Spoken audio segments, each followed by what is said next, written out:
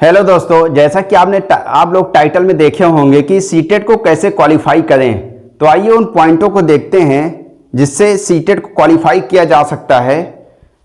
ये मेरा खुद का अनुभव है, लेकिन अनुभव को बाद में साझा करेंगे। पहले उन पॉइंटों को देखते हैं। तो मेरे हिसाब से पहले नंबर पे पहला पॉइंट है प्रैक्टिस।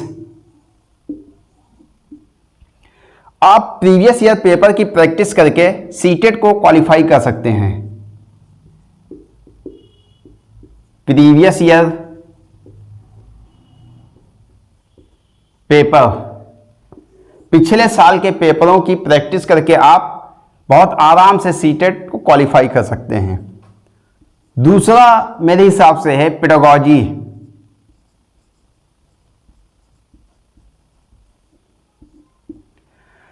पेडागॉजी, जबकि अगर देखा जाए तो पेडागॉजी को पहले नंबर पर रखना चाहिए, क्योंकि लगभग आधे प्रश्न जो है पेडागॉजी से ही रहते हैं। लेकिन आप जब प्रैक्टिस करेंगे, वो प्रैक्टिस से ही रिलेटेड है। जब आप प्रैक्टिस करेंगे तो पेडागॉजी ऑटोमेटिक आपको आ जाएगी। आपको पेडागॉजी पे मेहनत करने की जरूरत नहीं पड़ेगी। और अगर आप ऐसा नहीं है तो आप कोई बुक्स को फॉलो भी कर सकते हैं, या यूट्यूब पे अच्छे अच्छे चैनल अवेलेबल हैं, उनको भी फॉलो कर सकते हैं। तीसरा है मेरे हिसाब से एनसीईआरटी की बुक। एनसीईआरटी की बुक्स। अब आप कहेंगे कि एनसीईआरटी की कौन सी बुक? अगर आप प्राइमरी के हैं तो 3, 4, 5, और अगर जूनियर के हैं तो 6, 7, 8, या आप 3 से लेके 8 तक की पूरी एनसीईआरटी की बुक्स पढ़ डालिए। ये मेरा खुद का अनुभव है।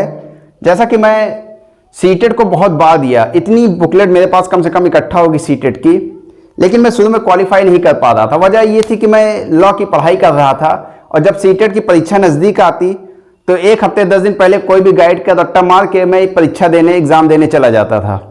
लेकिन सीटेट को आप रट्टा मार के नहीं निकाल सकते। सीटेट को आप क्वालिफाई रट्टा मार के नहीं कर सकते। आप एक टीचर की योग्यता, टीचर बनने जा रहे हैं, या टीचर की योग्यता का ये परीक्षा है, ये एग्ज़ाम है, तो आप रट्टा मार के नहीं निकाल सकते।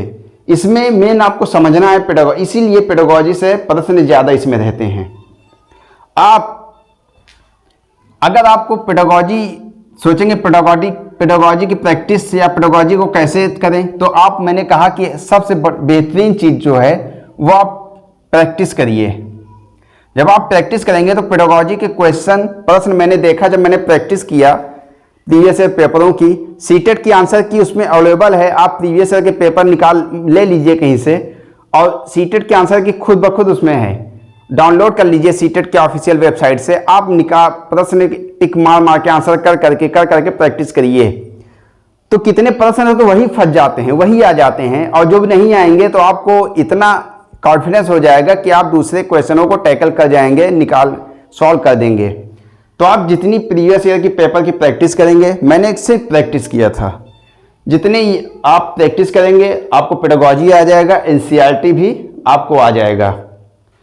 और मैं अपनी तरफ से कुछ नोट दे रहा हूं जो मैंने इतनी सालों में सीटेट में देखा कि मेरे साथ होता था, कमियां आती थी, मैं खुद उसको झेलता था। तो सबसे पहले इसमें आप जो भी आंसर करें उसको ये ध्यान में रखिए कि अगर आप प्राइमरी के हैं तो 6 से लेके 11 वर्ष के बालकों को ध्यान में रखिए। अगर जूनियर का एग्जाम दे रहे हैं तो 11 से 14 वर्ष के बालकों को ध्यान में रख के आपको आंसर करना है। इसमें ये चाइल्ड को आपको ध्यान रखना है, बालक को ध्यान में रख के आंसर करना है, क्योंकि ये शिक्षा केंद्रित है, ये बाल केंद्रित शिक्षा है,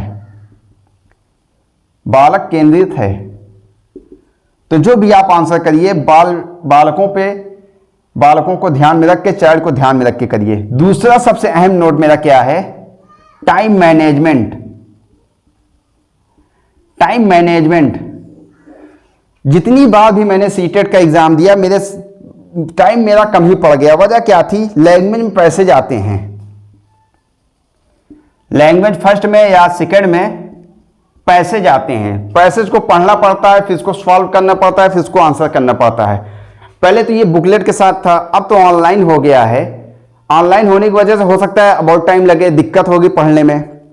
अगर सीटेट अपना पैटर्न नहीं चेंज करता है, सिलेबस उसका फिक्स है, पैटर्न भी सीटेट का लगभग फिक्स रहता है, लेकिन सीटेट जैसे अपने अंदर चेंजिंग ला रहा है, अगर वो सीटेट अपना पैटर्न नहीं चेंज करता है तो सीटेट को क्वालिफाई करने का मूल मंत्र जो मेरी तरफ से है वो प्रैक्टिस है, दूसरा पेडागोजी है, तीसरा एनसीईआरटी की बुक्स है। और उसके बाद आप जब, जैसे कि मैंने पहले नंबर पे क्यों रखा, आप जब प्रैक्टिस करेंगे तो आपको टाइम मैनेजमेंट ऑटोमेटिक आ जाएगा।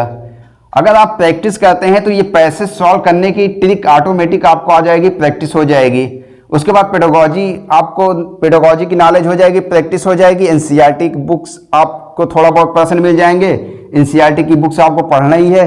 पेडागोजी प्रैक्टिस के ऊपर पेडागोजी भी आती है, चाहे उसको आप कोई बुक से फॉलो करके आप खूब प्रैक्टिस करिए, चाहे वो प्रीवियस ईयर के पेपर की प्रैक्टिस करिए, ये आपके ऊपर निर्भर करता है। उम्मीद है कि जो जैसे मैंने अपने अनुभव को साझा किया सीटेट से रिलेटेड, उम्मीद है कि आप भी इन 3 चीज़ों पे और इन नोट पे आप अमल करके इसको फॉलो करके आप जो है सीटेट को क्वालिफाई करेंगे जैसे मैंने किया था। उम्मीद है आपको समझ में आया होगा। इसको फॉलो करिए और खूब मेहनत करिए। लगता देखने में 3 पॉइंट हैं, लेकिन आप जब प्रैक्टिस करने लगेंगे तब लगेगा कि कितनी मेहनत है। फिर पेडागोजी में एनसीईआरटी की बुक्स पढ़ना पड़ेगा, तो मेहनत तो करना ही पड़ेगा अगर सीटेट को क्वालिफाई करना है तो। उम्मीद है समझ में आया होगा। धन्यवाद।